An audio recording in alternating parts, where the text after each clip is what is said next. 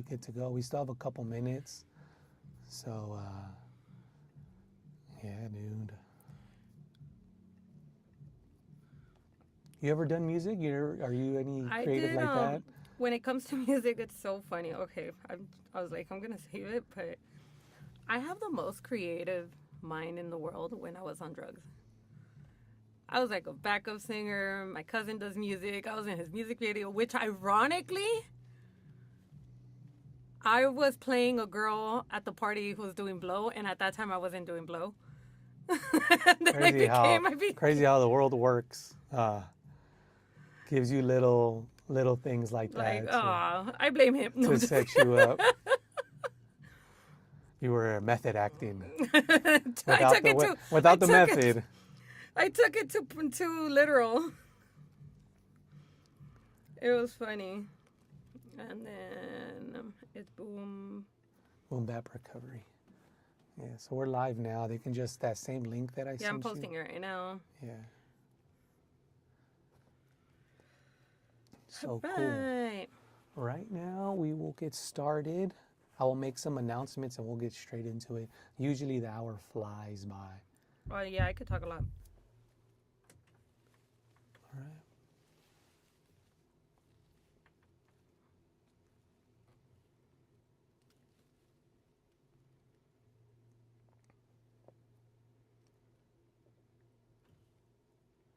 All right, gotta go right at 10.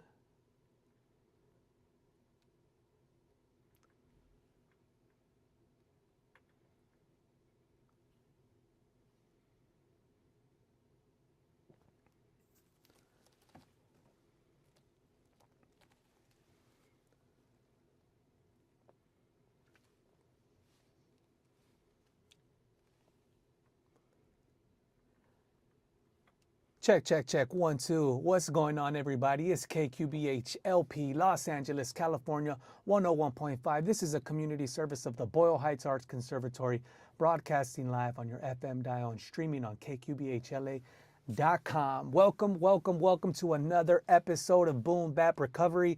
I am your host, Flores, and we are live and direct here at KQBH with the one and only Jenny Vee. How are you doing? I'm a little nervous. Ha! There it is. Get it all off. Get the jitters off. Jitters? No. I've been sober 14 months. No jitters no more. No jitters. Good to have you here. And I know this is going to be a great show. Thank you for pulling up, man. This is one of those things where, like, the community, like people that I've met, good people, have just kind of like just intermingled and you just come into like my social media feed, and I really rocked with what you were saying. And all my traumatic stuff. It is what it is, though. There's truth in it, you know. Yeah. So I want to know more. I want to know, you know, like who you are, where you come from. Tell us all. We want to know. The cheese, man. We want to know who Jenny Vee is and what her story is, so we can inspire other people that have been in our shoes and are good to go. Oh, okay. I got you. All right.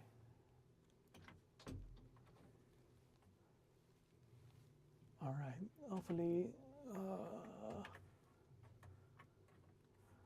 there it is. Hopefully we have. Okay. Hopefully we're getting we're getting audio to the stream. We're just making sure that we're getting audio to the radio. So I think that should be good there. I think we should be getting your mic 4, mic 1. There it is. We're getting feed to the stream. Sorry about that, y'all. So Jenny, welcome back to East LA. Welcome back to East LA, Boyle Heights in the building. So how do you feel being here? Let me tell you something. I knew today was going to be like, I haven't been to East LA since I got drunk here, you know, walking barefoot, pissed off, fighting people on Cesar Chavez. Yeah. I am still barefoot on Cesar Chavez. My heel broke when I got here. And I was like, just like me. Coming full circle, right? Full circle moments have been happening a lot since I got sober. And we were talking about this, and I thought it was really important to kind of aim towards that. So from the runway to rehab to LA Fashion Week. So I've been super excited to, like, kind of say things and make things happen, but ultimately I had to rediscover this creativeness. So you did ask me a question earlier where you're like, are you a creative anywhere else, right? Like, what else do I do kind of thing, right? And so,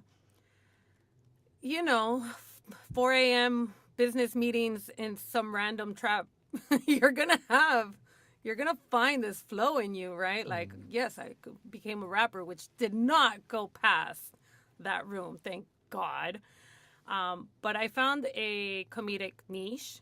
I felt like I can really connect with people through being ultimately myself. But I always thought that I needed that validation of being a part of that lifestyle was where I just really did not know the difference. Yeah. So I'm originally from Hollywood, born and raised. Great Honduran parents brought us out to East Hollywood, very hit East Hollywood. So I didn't know anything about East LA, absolutely nothing. As a matter of fact, I didn't even grow up with like a Mexican Chicano culture until way later in my life. So I was like a tourist, didn't have an appreciation. I would just come here for one specific reason, so like that party life. And I noticed that there was so much art. Yeah. But it was welcomed here. It was respected almost, to say the least. Like, yes, you have like the hood art, which was also respected because they had to. But I grew up in East Hollywood, and there was a lot of gang violence, drugs, and stuff like that. And I was a goody two-shoes for a very long time. My family's very straight edge. Nobody in my family uses. Nobody in my family drank. We were a Christian family. 2 hardworking parents. My dad has multiple businesses. My mother had her own flower shop. She still hustles. And I started selling pictures for Mikas. Like, you know what a Mika is? No, tell me. A Mika is a fake ID in MacArthur Park. Okay. Like, I would be like, a kid be like, oh, can you take them over there? So the closest I got to like living a messed up lifestyle, I started realizing once my path led me to where it led me, I realized I've been hustling and kind of using things that like, oh, accept me, I can do this. Accept me, I can do this. And I always wanted to be a creative. I just didn't know what. I didn't know where I was going to fit in. But something about art always called me. I just didn't know how to draw. I couldn't focus. I don't know, like I was just chaotic my whole life. But there was something beautiful about that because I was never scared to try things. And that's where it led me to here.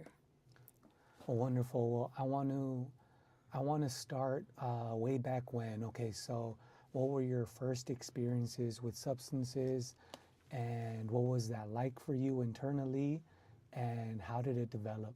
How did that develop? Substances, I started very early. I just want to start with, God, please allow me to speak openly without fear. Without judgment, and honestly, to anyone that is currently going through this, or have children that are going through this, to show compassion to their children. I ended up in a foster care situation. I had this fear of abandonment very young, from family, friends, everything. I just felt like I never fit in, right? So I got attention very young. For being overly developed at a young age. So I can drink very early. People would never ask me my age. I could go and walk with a 20-something-year-old, and certain things happened where I was starting to drink. And unfortunately, the minute, that moment, my lips touched that Mickey, I was absolutely disgusted. I was like, how do people drink this? But after I finished it, I was like, oh, I just have to drink it and I'll feel better. I feel good for a little bit. Started ditching school. I went to Fairfax High. I got kicked out of Hollywood High. I got kicked out of Fairfax. I got kicked out of Walt Whitman. Then I ended up in the East LA Skills Center. Good old Lincoln Heights. And you see how, like, my life, just at 14, 15 years old, My foster home was in La Puente. My other foster home was in Highland Park. Like, I always felt like I was restarting my life. But the thing that I never had to restart was a drink. Because I started drinking and I just never stopped. I remember having access to a man with a car. And I say a man because now I understand he was a man and I was a child. And we'd party. Flyer parties were my thing. I truly can honestly say my addiction started because of my environment. My addiction to a lifestyle. I know, understand some people say like, oh, I got it from my parents. My dad's an alcoholic. My mom's an alcoholic. Neither one of my parents or anyone in my family used that way.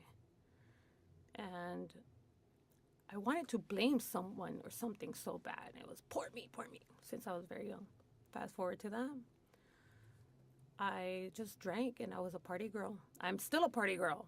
And I think that's why people don't believe that I'm sober. Like, people can't even imagine. Like, I'm on stage right now, you know, and the Mexico game, VIP, bottle service and everything. And I'm having a watermelon Red Bull with tahini, you know, like, I'm not saying like, yeah, go do that early in your recovery. Please do not do that, because I don't think I would have been able to do that if I didn't take care of my mental first. But my first experiences were just alcohol. I was around it so much that I saw it affect people. And I saw the club promoters partying and staying up. And I was like, man, how are these people staying up till 6 in the morning? I'm tired. And I was just so gullible until I met him. And I feel like we all have that person in our addiction that we want to blame so much, and we realize we can't blame them. He offered me Coke, and I felt like if I didn't do this with him, he was going to find another woman to do it, you know, and I couldn't let him go. I was like, no, I can't have another person abandon me. I have to do it. And then at 27 years old, people say I was a late bloomer, but I discovered cocaine at 27, and everything else was recreational. I didn't even care what it was at that point. But God forbid, absolutely anybody called me a meth head or a tweaker. I was like, oh, me never. I have an expensive drug habit. I only snort cocaine with my pretty nail, with my glitter. Oh, I would never. I'm in the VIP section. I was so egotistic. I never thought in a million years I was going to end up being best friends with someone that came from Skid Row, living under a bridge. Like, she was one of my best friend. And I was like, I would never talk. I wouldn't even sit next to her on the bus in high school. I was so egotistic since very young. And I just want to express so openly that my addiction was not substances. It was codependency. And it still is codependency. Codependency to the drug, codependency to my ex-husband, codependency to my parents, codependency to even sex partners, codependency to my friends. Like, I've had one friend, I'm always with them. Like, I had to learn how to be alone. And one day I did. And I hit psychosis, and I was alone with all the dark thoughts. I started hiding drugs from my ex-husband. I started getting high while he was at work. I was getting high and going to bars by myself with my dog without him knowing. I just wanted to get high. Like, I couldn't survive without it. And I can't even remember the last few years of my marriage. All I knew that I was seeing my dead cousin in my house. And I was having full conversations with him, like, I'm sitting here with you. Or like, I'm fighting with my ex-husband and he's just standing there like, why are you here? Just come with me. And it's so important to take care of your mental health, and it's so important to talk about your addiction to someone who's also an addict. Because unfortunately, I lost my cousin to his addiction, self-inflicted, in psychosis, in a trailer, in East LA. Remember what we just said about full circle moments?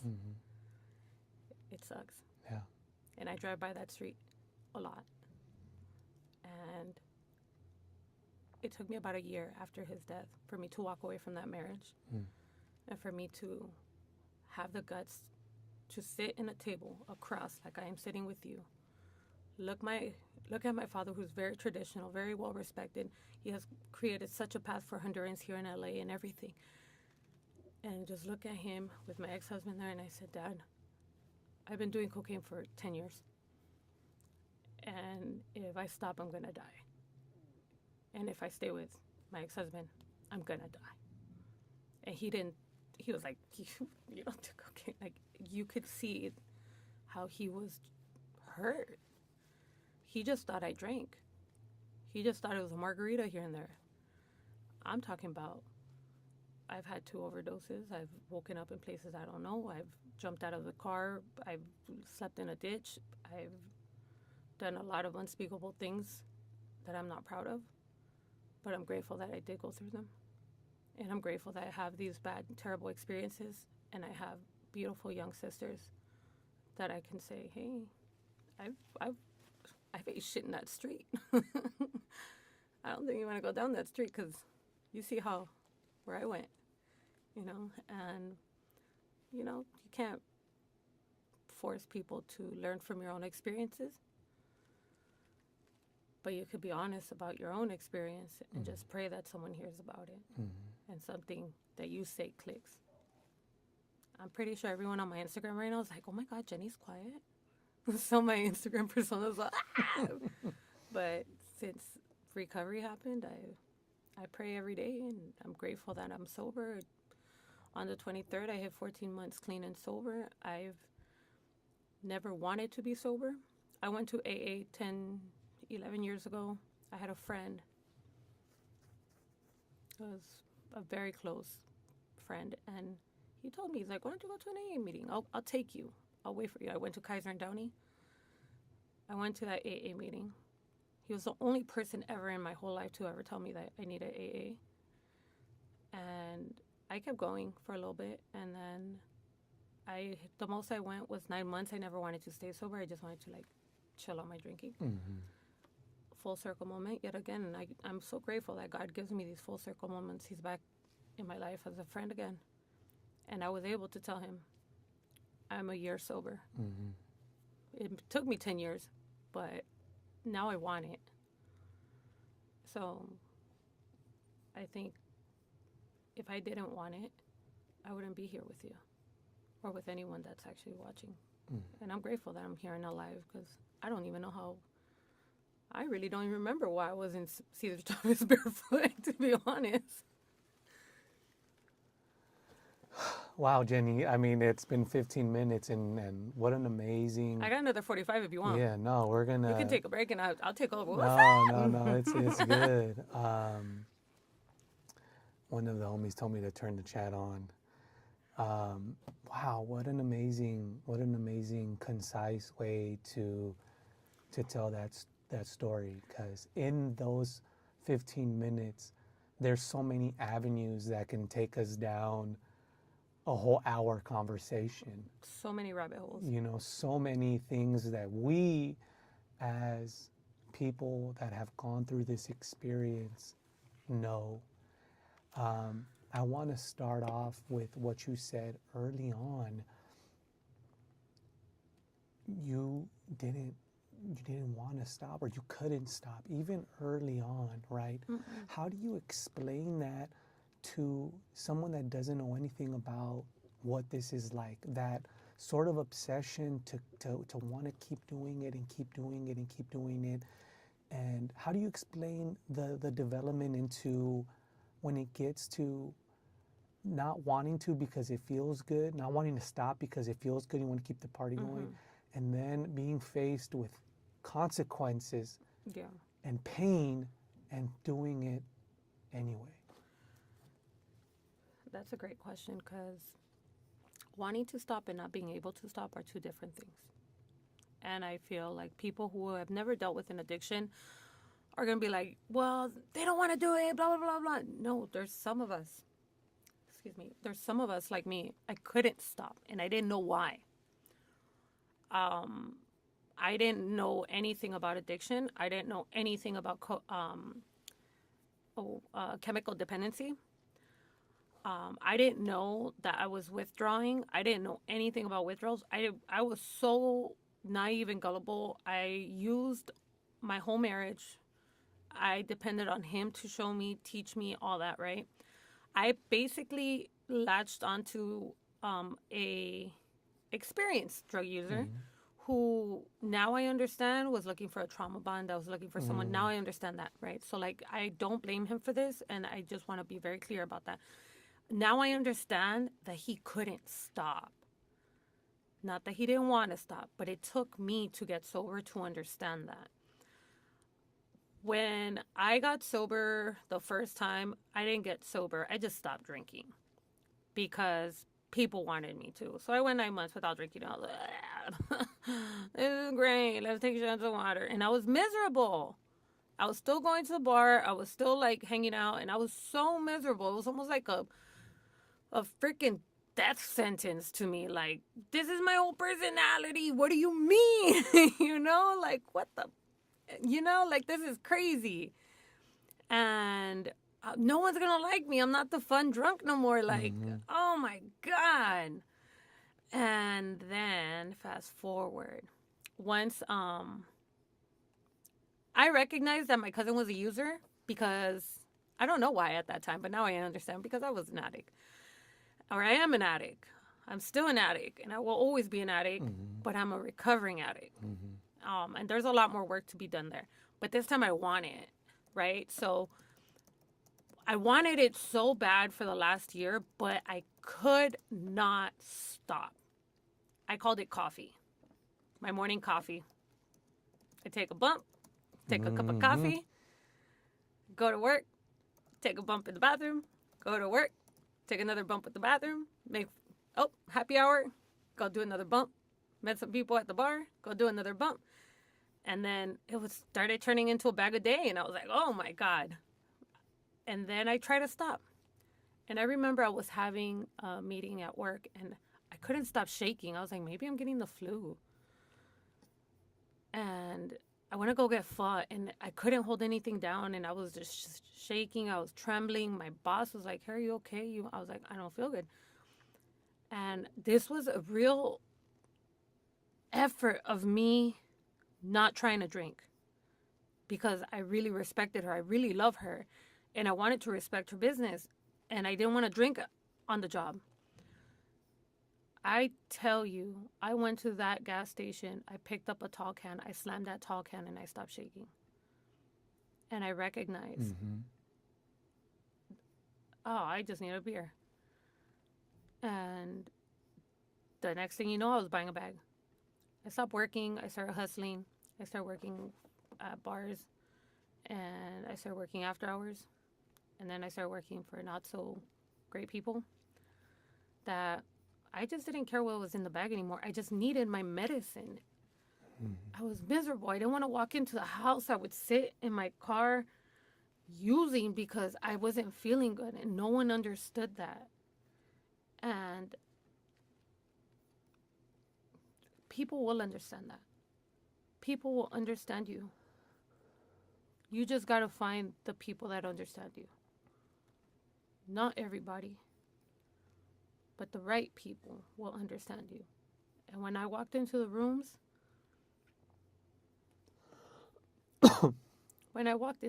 was the first time I felt like I wasn't sick.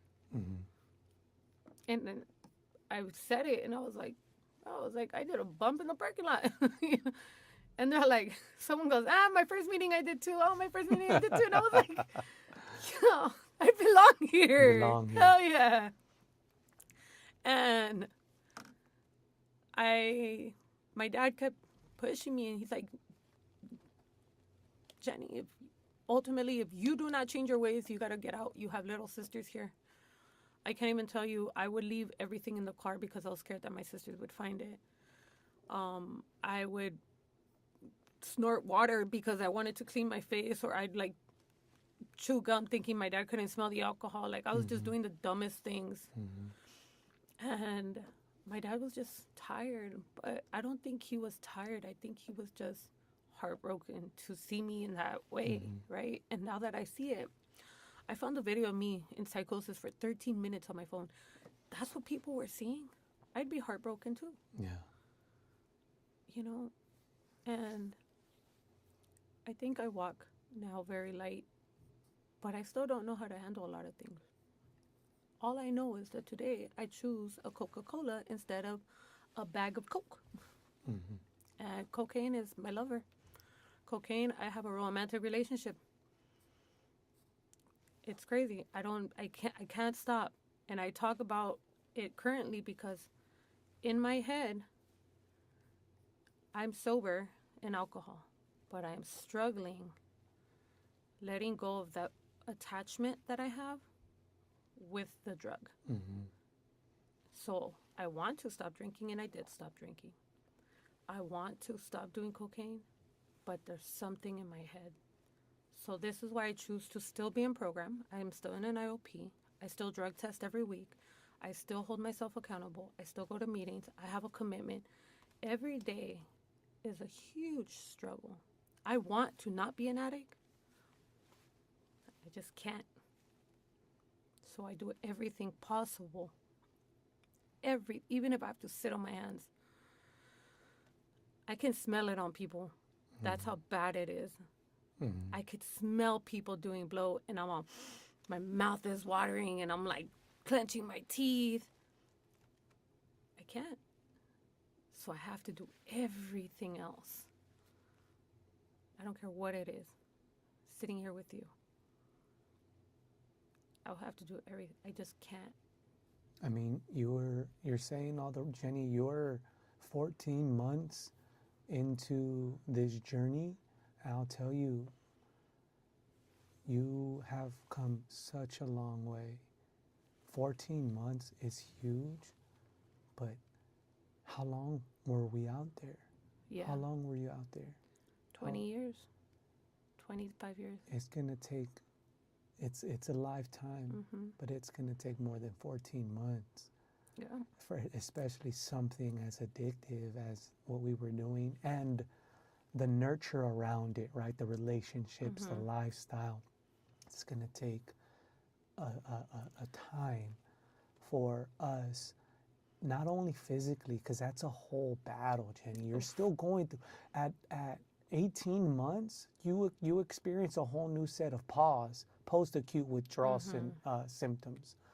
So give yourself grace. But you're saying all the right things, especially, and I don't take this for granted, the power of literally sitting on your hands.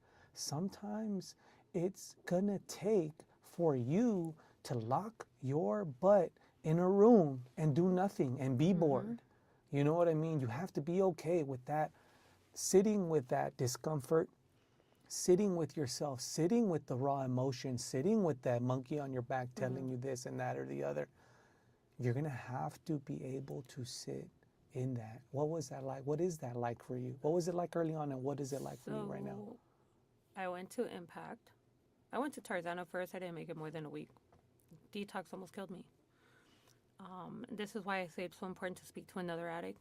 Don't tell your friends. Don't tell your family. Don't tell anyone. Just, you know, an addict. Like, we all know one.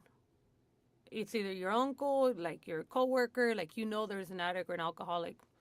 Like, if there's one thing a drug addict is going to tell you, is that they're a drug addict. There's one thing someone with Coke will tell you, is that, like, hey, I got a bag. Like, they will always tell you. They will always announce it. So speak to another addict, like an addict that's been there, you know, or even if they're still in the shit, in the stuff, you know. So I had a hard time adapting to rehab because of my ego, my pride. And one thing I was not going to do was associate with girls that were coming out of jail or coming out from the street or off of Figueroa, like, none of that, right? I was like, nope. That was the quietest I've ever been. That was the quietest 6 months of my life. And I was just not the club favorite. I'll tell you, I was so used to being as popular everywhere else. But in rehab, I was not the favorite. Not at all. I wouldn't mess with nobody. I didn't care about having friendships. I showed up. I did what I had to do. I just couldn't wait to leave. Until one day, I saw this girl that resembled my youth self. Curly hair, glasses, low hoochie. That's me. And I saw her wilding out, screaming and throwing stuff, and I was like, I think I was only like 3 months sober at that time. And at 3 months we know everything, right? Mm-hmm. At 3 months, we're sober, we're great, we feel awesome. So I was like, yo, let her go, blah blah blah. And I was like, part of me was like, don't let her go. I also had a roommate, and I would cater to them because they're so much younger than I am. I'm 37 years old, and they're in their early 20s. I wish I had a me at their age, right? So I'd cater to, like, with conversations and life experiences and stuff like that. But I can never experience what they're experiencing. You know what I mean? So I was like, oh, I can't walk around like that. So I just sat down and I listened to them. And I gave them something that I craved so much at that age, which was love and affection and nurturing. I went back to go pick up some papers at Impact a couple months ago, and homegirl, one of my roommates who had left, I was really sad that she left. I was like, man, that broke my heart, because it reminded me of me when I was in my 20s. And I just hear, I came back. I was like, stay there, please. I'm so proud of you. We couldn't talk, but, I'm going to still do me. And sitting there and listening to her can do so much. So much. And sitting there quietly, you forget opening your ears, but open up your heart. My attention span is very short, so I'm like, on my phone, but something, like if I hear something or I can feel someone that needs to be heard, I'll sit there.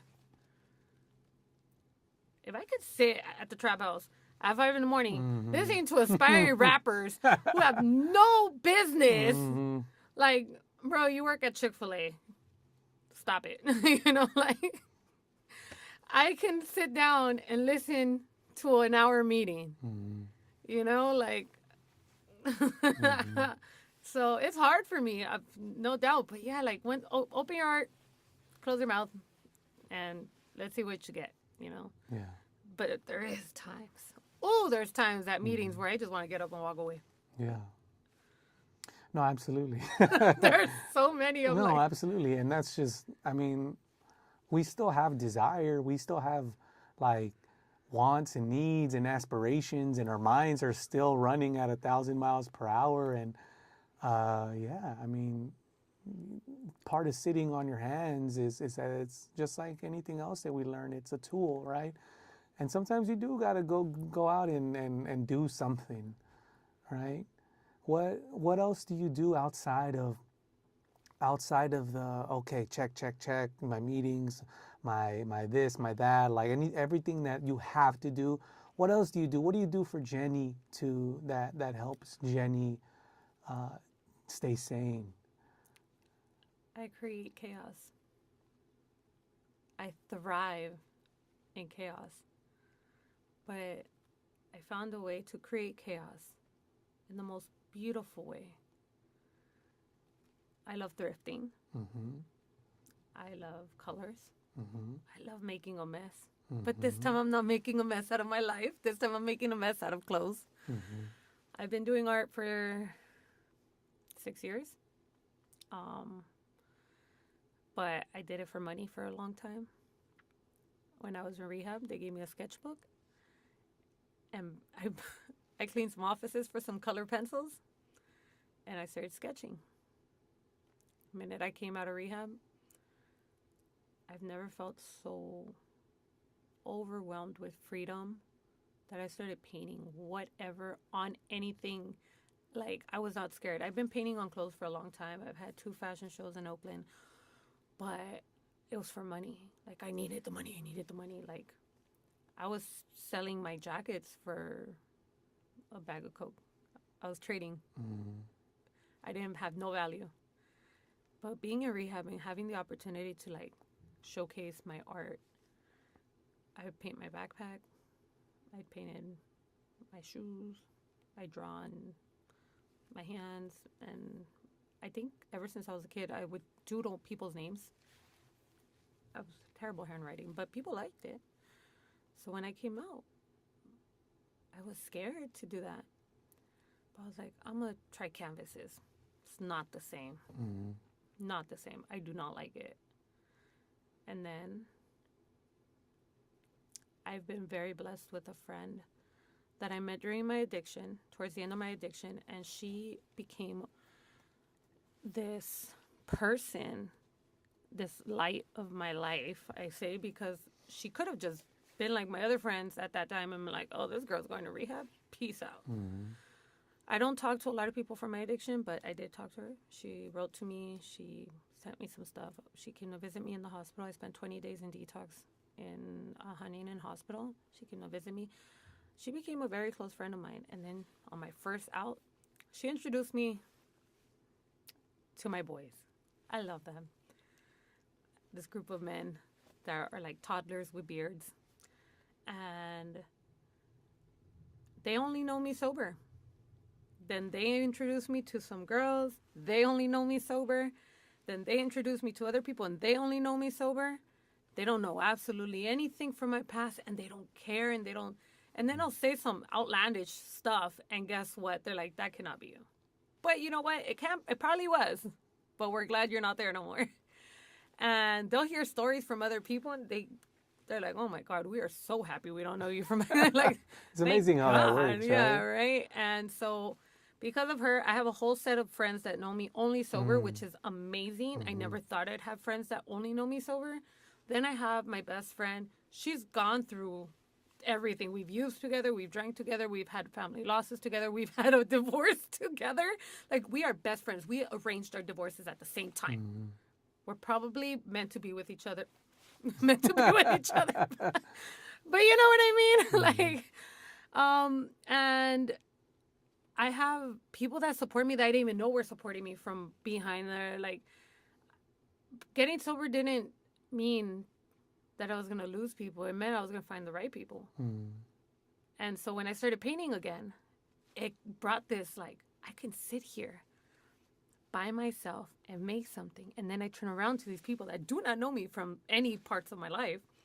And I go, hey, I made this. And they're like, you could do that? And I was like, And I don't have to sell it for a bag of Coke. I could sell it for real money. You know? So that was like, they pushed me. And then my friend Ish comes and he goes, I want a Laker-inspired jacket. And I said, okay. And I'm going to make you a deal. I want you to grab what you need to restart your business. To restart painting. Buy the paint, buy the jackets, whatever you need. I'm going to give you the money. I'm going to let you borrow the money. I'm going to help you out. But I want a jacket. But I want the dopest jacket you've made. And I was like, say less. And he gave me this little, that little spark that you just need, the little, that can cause that. And since that, I have not stopped. I have not stopped. It makes me feel so full because now I have a different purpose with my art. Now I get to tell your story through my art and share our story. I upcycle not just clothes. I give people and clothes second chances like sobriety gave me.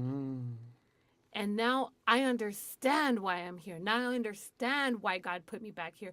Because I can go to these places, find an article of clothing, even with the tags on it, and someone said, you don't fit right. I don't like you.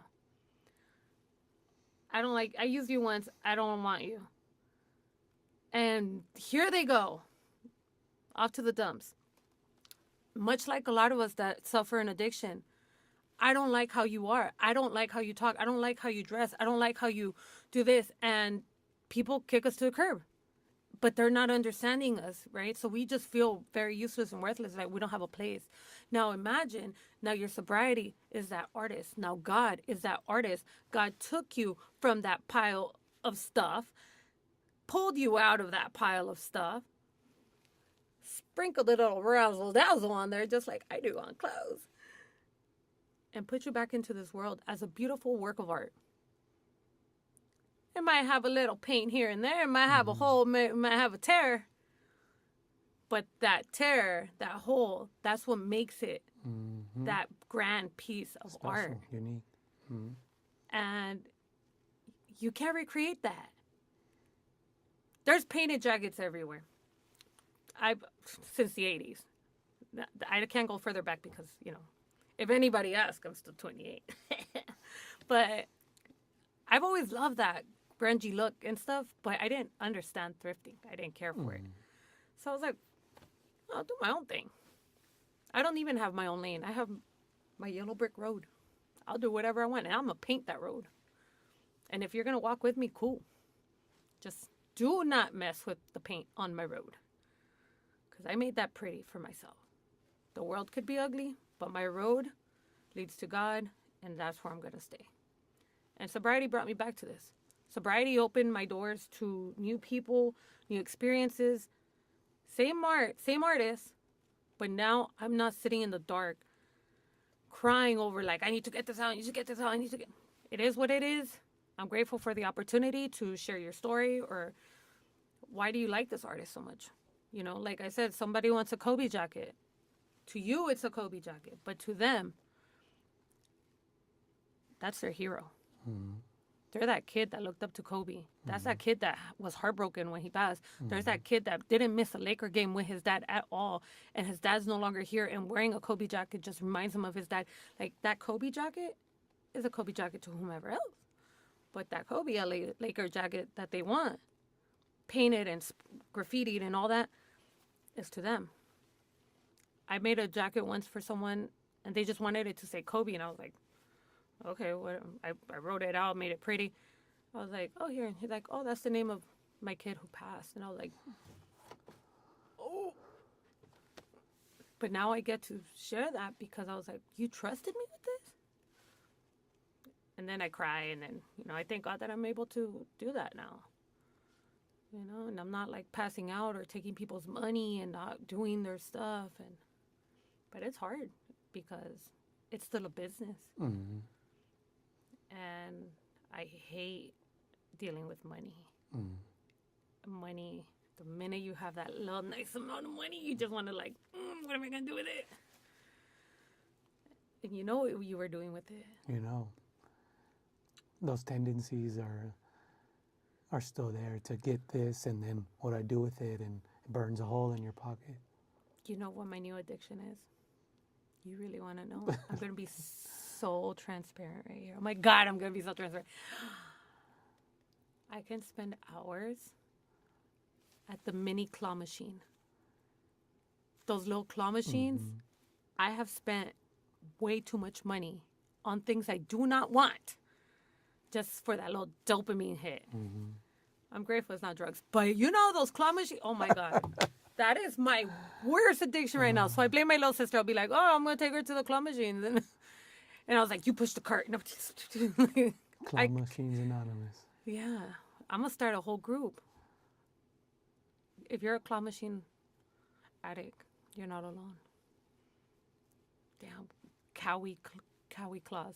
They started it. They're everywhere now. I love them.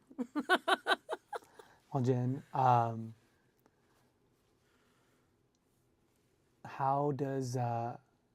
what advice do you have to anyone out there that this whole transition, hearing your story might be wonderful, they might go on social media and watch a couple of inspirational things, but to them it feels maybe impossible.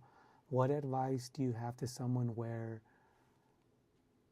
they have that feeling where this feat of being sober, of having a life outside of not having the substance feels just so out of reach? And what advice do you have to them first and foremost, to detox from the substance, and then getting on the road to getting their mental health in order?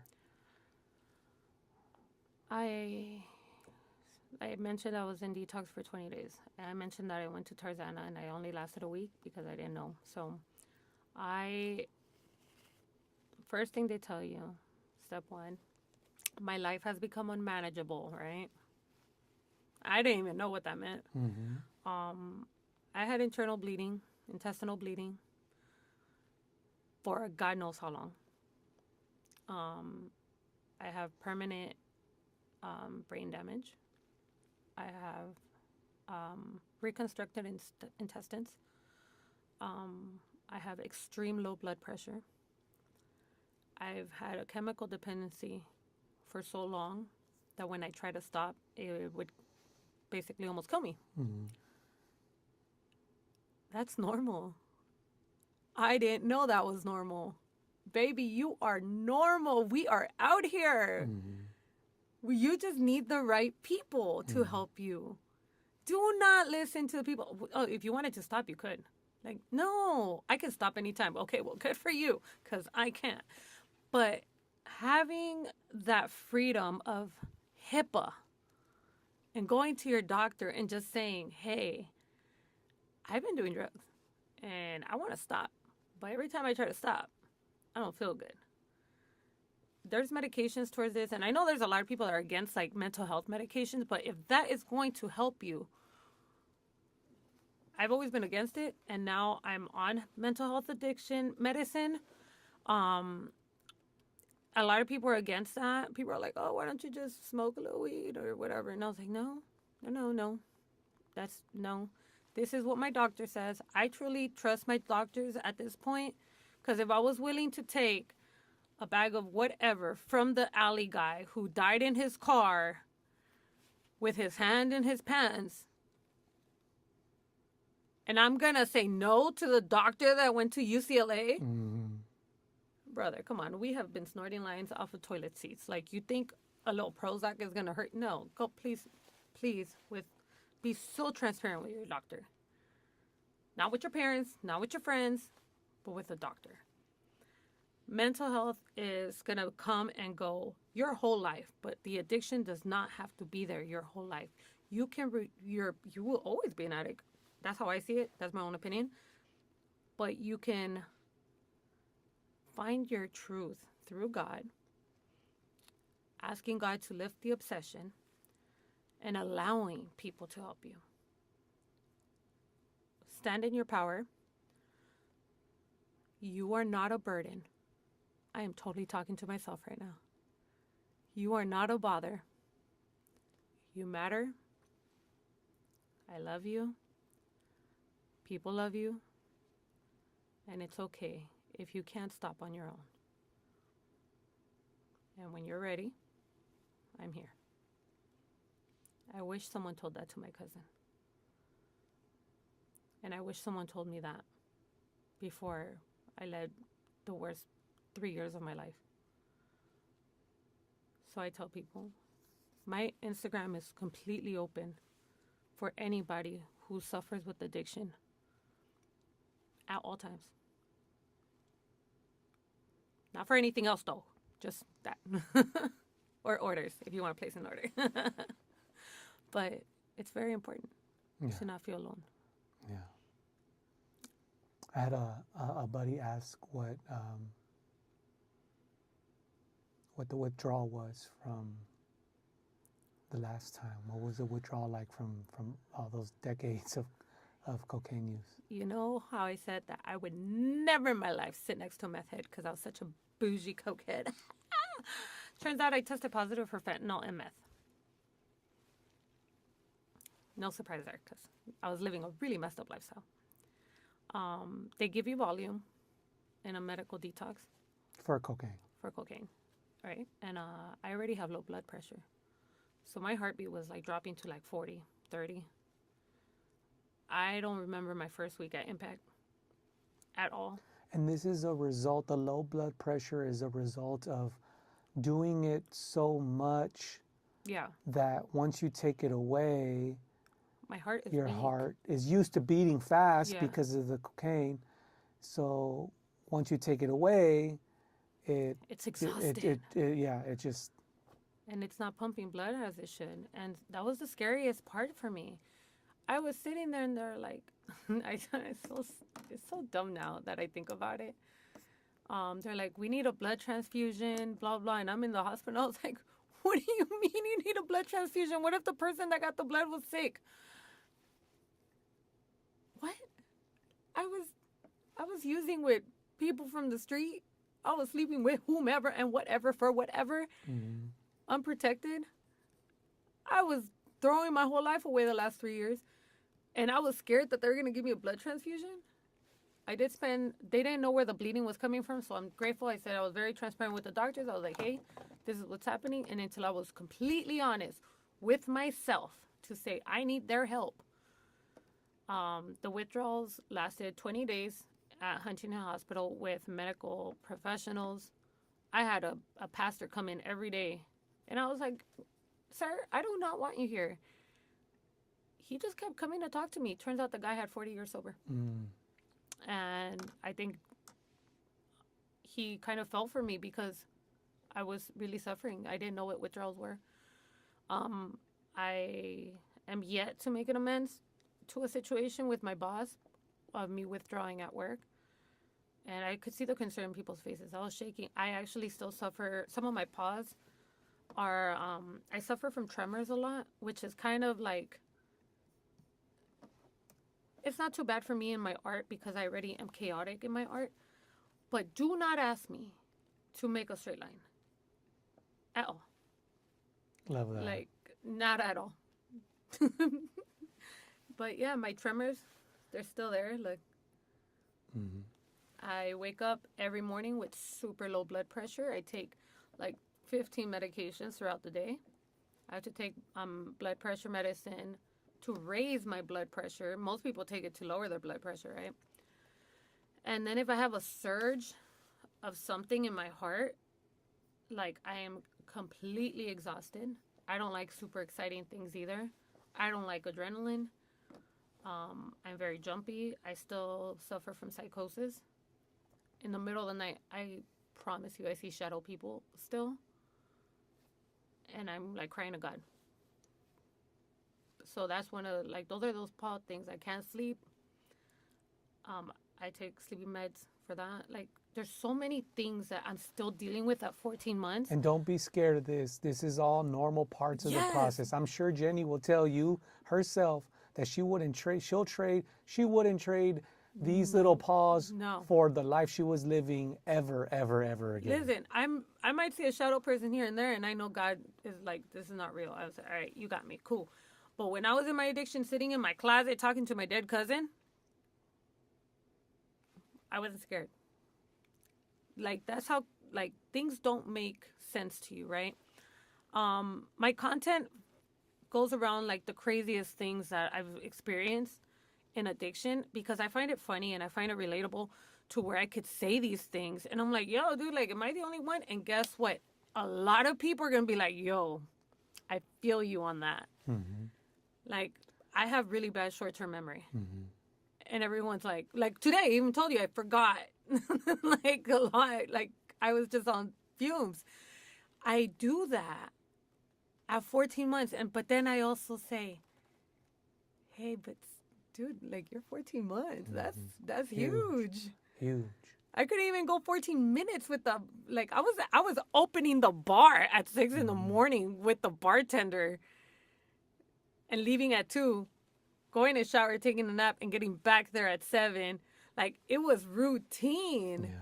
So I know that these things are weird to me, but nothing like, half of the things I've gone through just to put up with someone to get high. And all those things, right? All of the pain, all of the weird, all of the everything that we've been through, that is just, like Jenny said, those are our tears in the jackets. Those are our squiggly lines, and that's our what did did you call it?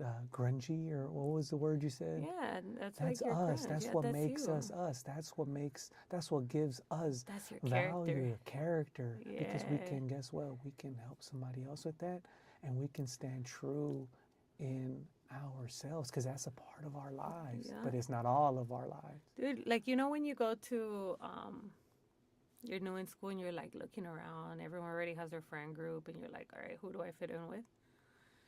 And I would have never talked to like those girls, right? Now I walk into meetings and I look at the most miserable person and I'm like, I'm going to sit next to you. And I know that I'm happy go lucky, and I want to put this out there. I highly suggest to find the right meetings, because when I was Find the right going, meetings, man. dude, go to the right meetings. If you need a fun meeting, hit me up, because I think I had to find my juice. I had to find my way through. I had to find what works for me and what doesn't work for me, right? So now I have a great time That's at so meetings. important, Jenny. Say that again. You need to find fun meetings. You need to find meetings that you want to go to. If you are anything like me, that Rule 62 meetings, go to the Gong Show in Glendale. Like, that meeting was so chaotic and loud, and there's a disco ball and there's a gong and all this other stuff. Then I go to TLC in Torrance. That's my home meeting. And they have a crosstalk meeting. And like, low-key, okay, so I did a video and I was like, low-key, when you go to crosstalk meetings, you can tell who doesn't like who. Because they'll be cutting every... Well, anyways, on this part of the big book, and you're like, ooh. Like, I'm a chismosa, so I want to hear it. Or like, you know, I'm sorry, you guys are in East LA, so I'm in the South Bay. You know, we're a little more like reserved. We're like the Pacifica group. Like, oh, you need to come in a suit. Those are boring. Do not go there. Yeah. I will literally walk out of that meeting, because to me, I'm like, I don't want to sit in a meeting where someone's like crying over having absolutely everything in their life. I want to go to a meeting where this like veterana is going to yell at you with her fancy nail right in your nose, telling you, you're going to change your life or not? I don't care. And I was like, I want you to love me. You know, like, I love them. I love them like very raw, rugged, in your face. But do not yell at me, because I'm probably going to cry. You know, like, I'm still a princess at that. But yeah, find the right people, find the right meeting. Do not be scared of like the miserable people sitting outside, that they're sitting there all day with a grumpy face. Like, no. Yeah. There's You gotta want it. You gotta want it. Even when you want it and you walk into a meeting like that, and they make you not want it. Yeah, I hear you. You know, like, there's some people, like, I've gone to some meetings where I'm just like, if that right there, that person right there looks like what, am I going to look like miserable like that person? I don't want it. But then I go to another meeting and I was like, I want to be like that person. Attraction. And those are those people.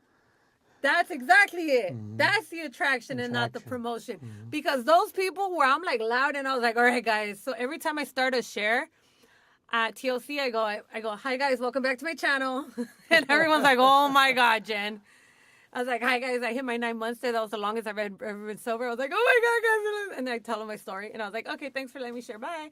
And it's like, these are my people. And they know every dumb thing I've gone through.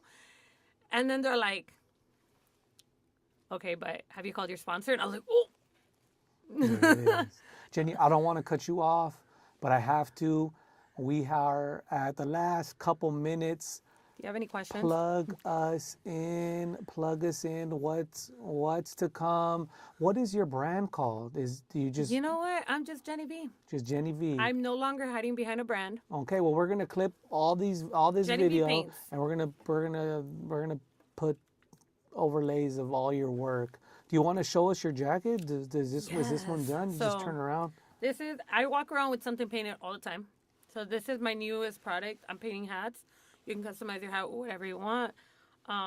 There's a lot of people in recovery that are actually following me now, that they want, like, there's no really cool AA gear, sober gear. So I was like, all right, I got you. So we're going to be doing that. And then this is an upcycled fashion Forever 21 jacket. Forever 21. Nice. You would think that fast fashion is not good. It doesn't work. Like, oh, you know, you're supporting a big chain. No, but guess what? It still landed in the landfill, so I'm saving something from the landfill. Right. So it's all leather paint. You see that blue is not supposed to be there, but it kind of gives it like a little, it gives it a kind little... of cool, you know what I mean? And it's very specific. Some people are like, oh, what's your name? And I'm like, There it is. You know, I'm very grateful that I have this. And if I can share your story in any way, or if you would like for me to come out to any facilities to do art coping with clothes, I encourage it. I've done something with the Young Women's Freedom Center. So I'm always up to do upcycling jeans, jackets. I'll take the product and let's show some people that they can pour themselves into art. Beautiful. Jen, will plug us into your socials. Where can we find you? Everywhere, Jenny Vee Paints, Jenny Vee Paints, across all platforms. It was super hard to get that. There's so many Jennies in the world. But you know what? You're the Jenny on this block right now. Right now. And wherever you are, whatever situation you find yourself in, whatever hole you think you can't get out of, you can recover. And Jenny is a testament to that. Yeah. And reach out to her, reach out to me. Our socials are always open. Always. Follow us at BoomBapRecovery every Wednesday, 10 p.m. Jenny, it's been a pleasure. I think we can talk around the clock. But we will have you back on the show. Yeah. Any closing remarks? We got about a minute left. You know, if you ever feel at any point recovery is not for you, do something for someone. Do something for someone. Get out of yourself. Be available to someone else, and then you'll forget about that moment. But being there for other people is what keeps me sober, and I hope it keeps you sober. Right on. Well, God bless. Jenny, I wish you nothing but the best. Thank you for coming by. We hope to see you soon, and we want to know how that event goes. Fill us in. And yeah, oh, thank yeah. you. Catch me 2027 at LA Fashion Week. LA Fashion Week. Jenny is going to be part of LA Fashion Week. I'm so excited. Congratulations to you, by the way. Thank you. Yeah, that's huge. Well, thank you so much for stopping by. This is KQBH LP, Los Angeles, California, 101.5, a community service of the Boyle Heights Arts Conservatory, broadcasting live on your FM dial.